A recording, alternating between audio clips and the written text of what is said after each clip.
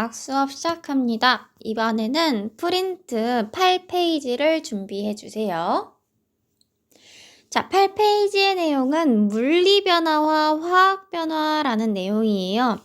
여러분, 변화에는 두 가지 종류가 있습니다. 변화를 우리는 두 가지로 나눠요. 첫 번째는 물리변화, 두 번째는 화학변화. 그래서 어떤 변화를 물리변화라고 하고 어떤 변화를 화학변화라고 하는지 이번 시간에 함께 살펴보도록 합시다. 첫 번째, 물리변화예요. 물리변화는 물질의 성질은 변하지 않으면서 모양이나 상태가 변하는 현상을 물리변화라고 하고요. 두 번째, 화학변화는 물질의 성질이 전혀 다른 화학 변화는 화학 반응과 같아요. 물질의 성질이 전혀 다른 뭘로? 새로운 물질로 변하는 현상을 화학 변화라고 합니다. 새로운 물질. 그래서 화학 변화라는 건 화학 반응이랑 똑같다고 했어. 새로운 물질을 만드는 변화를 화학 변화라고 하고 새로운 물질로 변하는 것. 물리 변화는 물질의 성질이 변하지 않는데 그 말은 뭐냐면 새로운 물질로 바뀌지 않는다는 거야. 물질이 변화가 없어. 물질 변화 없음. 물질이 바뀌지 않고 다만 그냥 모양이나 상태만 변하는 거. 화학 변화는 새로운 물질로 변한다고 했잖아. 그럼 물질 변화가 있는 거야? 없는 거야?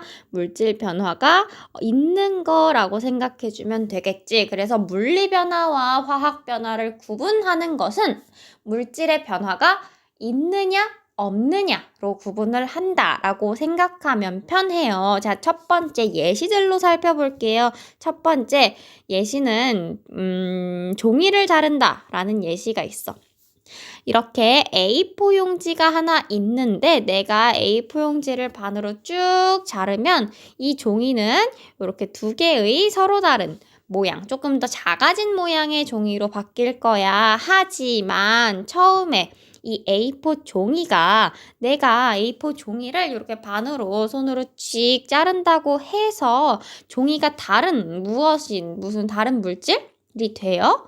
되지 않아요. 종이는 그냥 종이야 여전히 그냥 크기만 바뀌었어. 작은 종이가 된 거지 종이는 여전히 종이야. 그러면 물질이 변화가 있는 거야? 없는 거야? 종이라는 물질은 변화가 없어요. 종이라는 물질은 여전히 종이라는 물질이야. 그러니까 물질 변화가 없으니까 물리 변화다라는 건데 이렇게 종이를 자르면 뭐만 변한다? 종이의 모양만 변한다. 그래서 이런 모양 변화는 물리 변화에 속한다. 자, 두 번째 볼게요. 두 번째는 얼음이 녹는다라는 거야. 얼음은 우리 화학식으로 쓰면 어떻게 쓸 수 있지? 얼음은 물이 얼은 거니까 H2O 물이랑 똑같이 화학식을 써줄 수 있잖아. 자, 한국말로 쓰지 말고 화학식으로 써보면 조금 더 물질 변화가 있는지 없는지를 구별하기가 더 눈에 확 보일 거예요. 자, 얼음은 처음에 H2O라는 물질이고 이때 상태만 고체 상태. 얼었으니까 고체 상태의 H2O를 얼음이라고 얘기를 하죠. 근데 얼음이 녹으면 뭐가 돼? 물이 돼. 물의 화학식은 어떻게 돼? 그치, 물도 H2O라고 써. 다만 상태가 무슨 상태? 액체 상태인 것을 물이라고 하지. H2O가 고체면 얼음. H2O가 액체면 물이라고 하는 거잖아. 우리가 한국말로 부를 때 이름만 다른 것이고 실상은 둘 다 어떻게 써? 무슨 물질? H2O라는 물질이야. 그러니까 얼음이 녹는 건 물질 변화가 있어요? 없어요? 없어요. 물질 변화 없어요. 없으니까 얼음이 녹는 것도 물질 변화가 없는 물리 변화에 속한다. 그런데 얼음이 녹는 건 뭐가 변하는 거야? 물질의 상태가 변하는 거야. 그러니까 이번엔 무슨 변화? 상태 변화. 그래서 상태 변화는 물리 변화에 속한다. 마찬가지로 H2O 고체 얼음이 액체로 변하는 거 상태 변화, 물리 변화에 속했어. 그러면은 조금 더 나아가서 물이 H2O 기체는 뭐라고 부르지? 수증기라고 부르죠. 이 수증기가 되는 과정도 상태만 변하는 거지 H2O라는 물질이 변하는 것은 아니다. 물질 변화는 없다. 상태 변화는 모두 어디에 속한다? 물리 변화에 속한다. 자, 그 다음에 세 번째 볼게요. 물에 잉크를 떨어뜨리면 골고루 퍼진다 라는 말이 있죠. 자, 내가 맨 처음에 가지고 있던 건 잉크야, 잉크. 잉크 있었어. 잉크가 있었는데, 자, 이 잉크를 어디에다가 넣냐면 물에다가 넣었어. 물에다 넣으면 잉크가 다른 물질로 변할까, 변하지 않을까 생각해봐. 자, 처음에 있던 잉크는 이렇게 잉크가 조금 뭉쳐있는 잉크가 좀 농도가 진한 잉크가 있었던 거고 얘를 물에다가 풀어서 물에다 넣어주면 이 물에서 잉크가 어떻게 돼? 잉크가 이렇게 확산되겠지. 물질이 다른 잉크라는 물질이 다른 물질로 변하는 게 아니고 그냥 뭉쳐있던 잉크가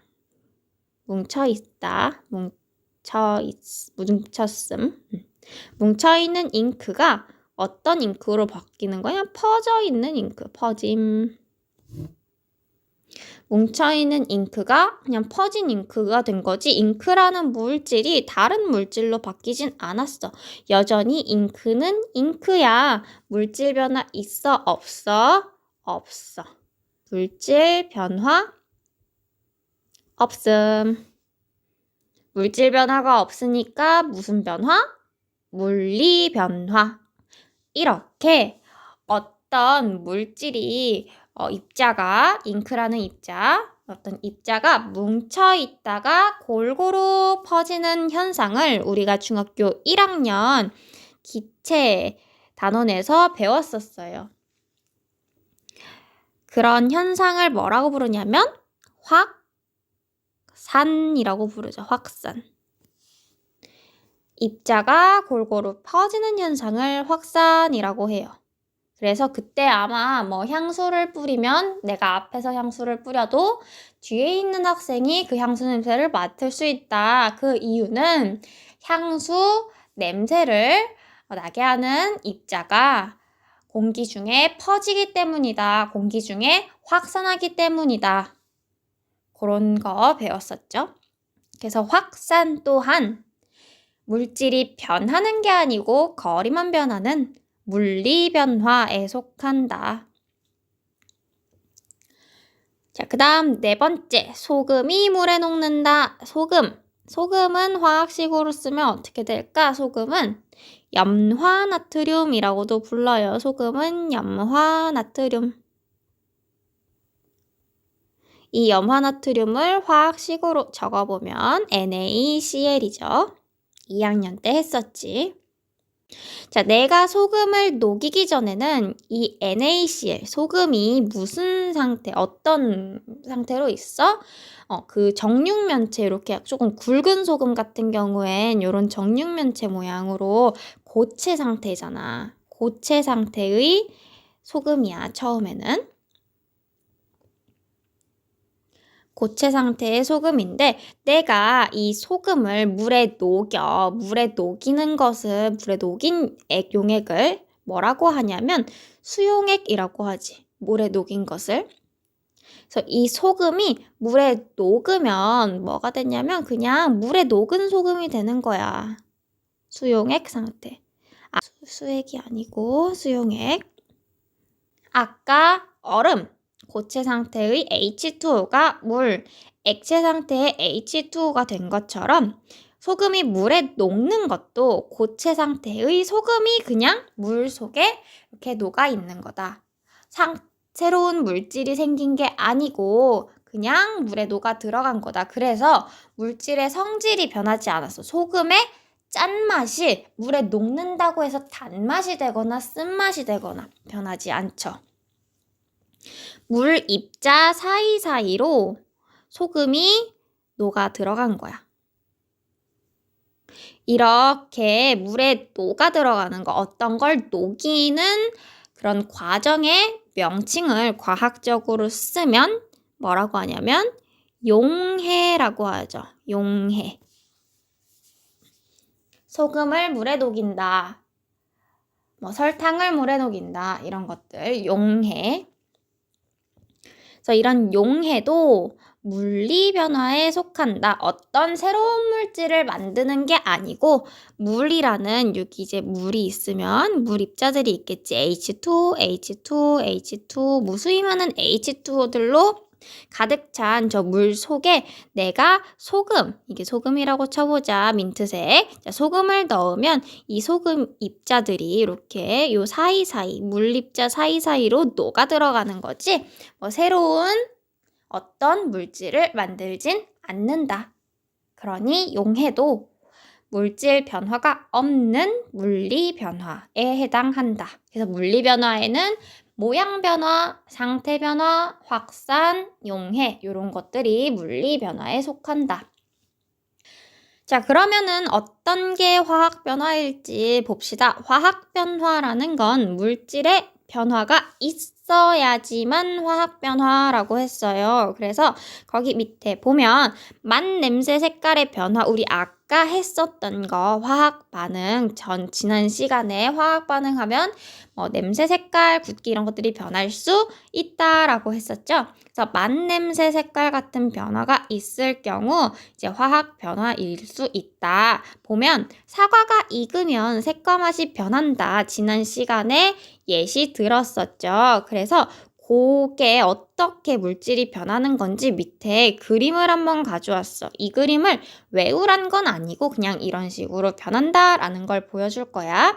자, 요 밑에는 갈변 현상이야. 갈변. 조금 사과가 익는 거랑 다르게 갈변 현상. 그 공기 중에 사과를 깎아서 놓으면 이렇게 사과에 좀 하얀, 연노란 그런 사과의 속살이 그 갈색, 살짝 갈색으로 변하는 갈변 현상 이런 게 일어나잖아. 자, 그런 거는 왜 일어나는 거냐면 처음에 사과가 요렇게 육각형의 짝대기가 3개 달린 OH 3개 달린 요런 분자를 가지고 있었는데 얘가 산소와 공기 중에 산소와 결합을 하면서 이렇게 모양이 다른 물질, 전혀 새로 다른 물질이죠. 모양이 다르게 생겼잖아. 생긴 분자의 구조가 다르게 생겼잖아. 이렇게 전혀 다른 물질로 변해. 이렇게 전혀 다른 물질로 변화하면 화학 변화다. 그다음에 김치의 맛이 점점 쉬어진다. 김치가 발효되면 점점 쉬어지죠. 그런 것은 김치 속에 들어있는 포도당이라는 성분이 이런 젖산이라는 성분으로 바뀌기 때문이에요. 발효라는 건 포도당이 젖산으로 변하는 과정인데요. 보면 포도당이 젖산이라는 전혀 다른 새로운 물질 C6H12O6가 C3H6O3라는 전혀 다른 물질로 변화했죠. 이렇게 물질의 변화가 있으면 무슨 변화?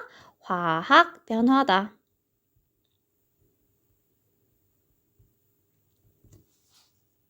자, 더 다른 예시들을 볼게요. 자, 2번 광합성. 광합성은 우리 작년에 선생님이랑 같이 4단원에서 했었죠. 2학기 때. 자, 광합성이라는 것은 식물이 햇빛을 받아 물과 이산화탄소로부터 녹말이나 포도당을 만들어 양분으로 저장한다 라고 써 있어.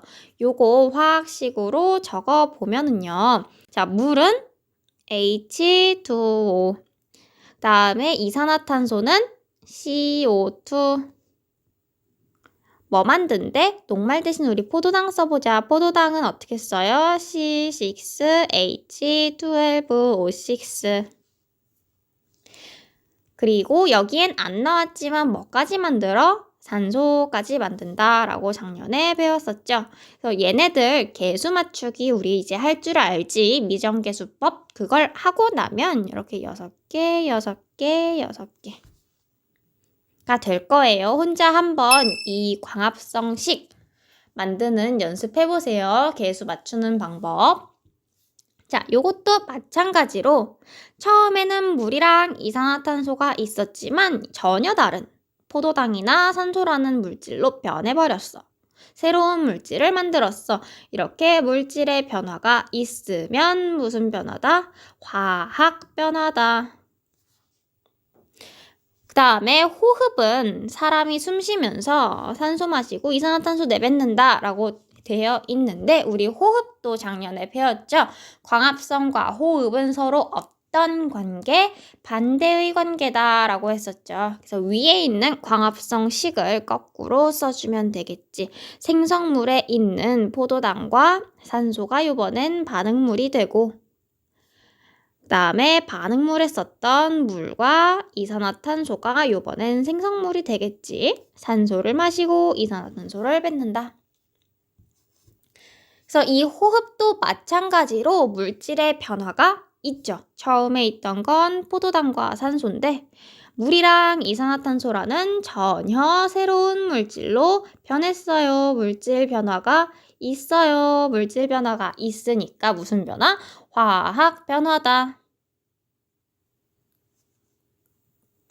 그리고 밑에 보면 연소랑 앙금 생성도 써 있는데 연소 반응과 앙금 생성 반응은 지난번 7페이지 진도 나갈 때 살짝 본 적이 있어요.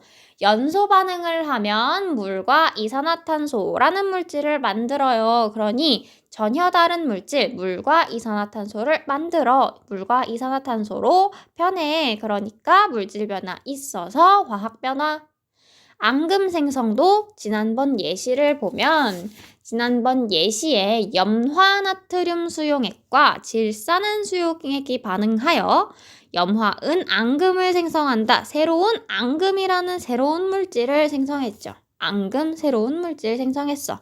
새로운 물질 만들었으니까 무슨 반응? 화학 변화, 화학 반응.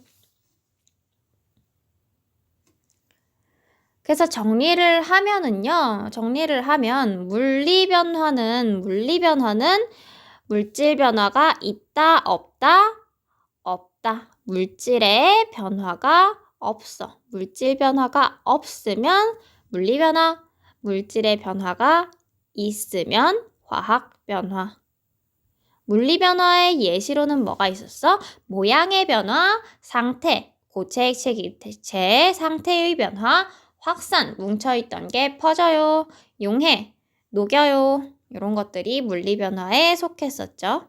그럼 오늘 배운 물리 변화와 화학 변화를 조금 더 복습을 하고 그러고 내일 다음 시간에 또 봅시다. 수고했어요.